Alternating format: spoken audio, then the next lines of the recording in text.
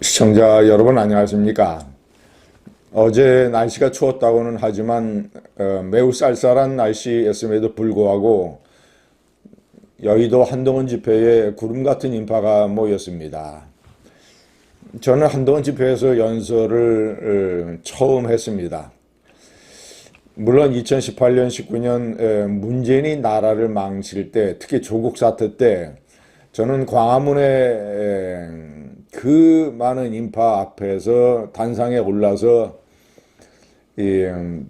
연설을 했습니다. 그때는 가짜 보수, 진짜 보수 구별이 없었습니다. 그때는 모든 보수가 한 마음이었습니다. 참으로 격세지감을 느낍니다.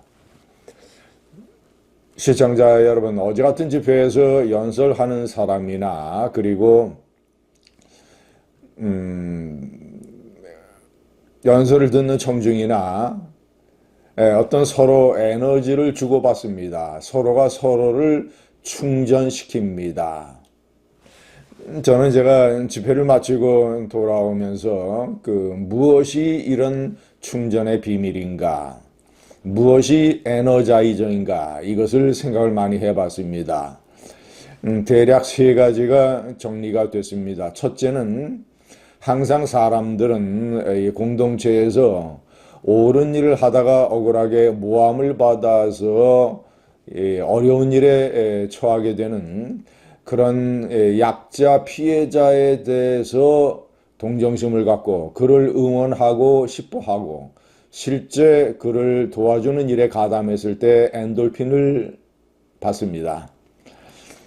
어제가 그런 경우였습니다. 옳은 것을 주장을 했다가 탄핵을 찬성을 했다가 단계 사건이라고 하는 꼬투리 모함에 걸려서 제명까지 당한 한동훈 전 대표.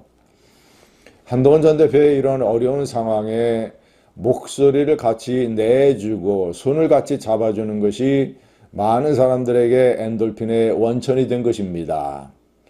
두 번째는 언제나 이 어려운 사회 상황에서 옳은 길, 바른 방향을 같이 보고 같이 걷고 있다라고 하는 일종의 시대적인 동지의식. 우리가 이 시대 같은 하늘 아래에서 같은 생각과 같은 가치를 공유하고 있구나라고 하는 일종의 거대한 공유의식, 동지의식.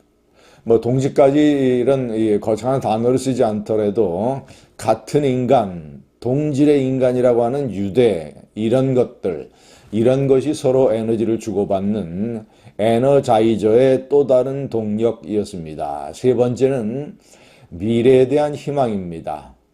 비록 지금은 억울한 일을 하다가 옳은 일을 하다가 억울하게 탄압받는 사람을 돕기 위한 그런 행동을 하고 있지만 지금 상황은 추운 날씨처럼 꽁꽁 얼어붙은 것처럼 보이지만 그렇지 않다라는 것.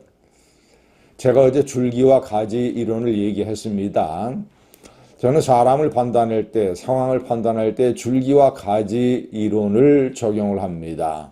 그 사람의 시행착오, 작은 잘못, 이런 것들, 실수 이런 것들이 그 사람의 본질과 관련이 없는 어떤 미숙에서 나온 것이라면 그것은 전부 가지에 불과한 것이다. 가지에서 떨어지는 낙엽과 같은 존재다. 나무의 줄기처럼, 거목의 줄기처럼 그의 인간성, 인격, 그리고 교양, 그리고 품격, 지식, 그리고 판단력, 가치관, 이런 것들이 우리 사회에서 꼭 필요한 바른 사람이라면, 바른 줄기라면, 강인한 줄기라면 쉽게 포기하지 아니하고 벼랑 끝에서도 맞설 수 있는 그런 배짱을 가진 그런 탄탄한 줄기라면 가지에 해당되는 사건이나 시행착오 실수는 아무것도 아니다. 한동훈의 경우가 그러하다. 그가 정치에 뛰어든 지 2년밖에 되지 않아서 여러 가지 시행착오도 있었고 상황을 처리하는 데에 미숙함도 보였고, 그렇지만 그가 윤석열과 달리 오만하지 않고 겸손하고 무지하지 않고 똑똑하고 그리고 비겁하지 않고 용기가 있고 꼼수를 부리지 않고 정도로 간다라고 하는 이 네 가지 탄탄한 줄기의 요소를 갖추고 있기 때문에, 그리고 무엇보다 그가 이 비상식이 지배하는 구태 정치의 시대에 상식적인 정치인이라고 하는 진짜 말 그대로의 새 정치를 열 수 있는 그런 가능성을 가지고 있고, 그를 지지하는 무당층과 합리적 보수를 합치면 30%의 지지층이 있다라고 하는 것.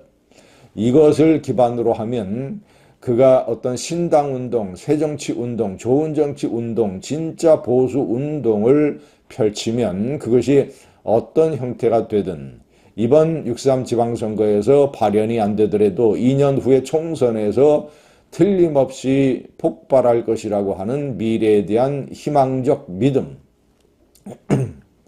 시청자 여러분, 새 정치를 표방을 하고 정치적인 스타로 떠올랐다가 추락하고 사라진 경우들이 많습니다. 이회창 대법관, 많은 사람들의 존경과 이 찬탄을 받으면서 정치권에 뛰어들었습니다. 많은 사람들이 환호했습니다. 그러나 그는 결국 줄기에 해당되는 아들들의 도덕성 문제라든가 또는 이 노무현의 서민 스타일을 이길 수 없는 그런 한계, 이런 것들로 인해서 결국은 나중에는 이제 충청도라는 지역에 의존을 해서 정당을 일시나마 성공시킬 수 있었지만, 종국은 새정치 이회창의 대쪽 새정치 운동도 결국은 역사에서 사라졌습니다. 시청자 여러분, 이준석도 마찬가지입니다. 그가 본질에서 여러 가지 카리스마가 없다라는 지적을 받고 있습니다. 본질적 줄기에 해당되는 카리스마가 있으려면 한동훈처럼 좀 진중하고 원칙을 지키고 궤도를 쉽사리 이탈하지 아니하고 언행에 경박함이 없고 이랬다 저랬다 하지 말고 그저 라이벌에 대해서 시기와 질투로 이런 데에 사로잡히지 않아야 됩니다. 시청자 여러분, 제가 함부로 한동훈을 긁지 마라, 다음 동탄 선거도 위험해진다라고 얘기를 한 적이 있습니다. 실제로 그렇습니다. 2년 후에 동탄 선거에서 이준석에 대해서 지난번에 동정표로 일단은, 그리고 민주당 후보의 부동산 실수로 이준석이 당선이 됐지만 2년 후에는 그동안에 이준석이 보여준 여러 가지 표변적 이런 이미지, 왔다 갔다 하는 것, 말의 논리와 가치가 부족한 것, 이런 것들, 한동훈에 대한 시기, 질투, 이런 것으로 인해서 그는 동탄에서 위험해질 것입니다. 시청자 여러분, 이 새정치 조국도 결국은 줄기에서 본질적으로 도덕적인 문제가 있으니까 결국은 민주당으로 기어 들어가려고 하고 있는 것 아니겠습니까? 시청자 여러분, 이렇듯 줄기가 약한 그런 이 새정치 시도는 거의 다 좌절합니다. 그러나 한동훈은 줄기가 탄탄하기 때문에 많은 사람들이 미래에 대한 희망을 갖습니다. 어제 집회의 소감이었습니다. 감사합니다.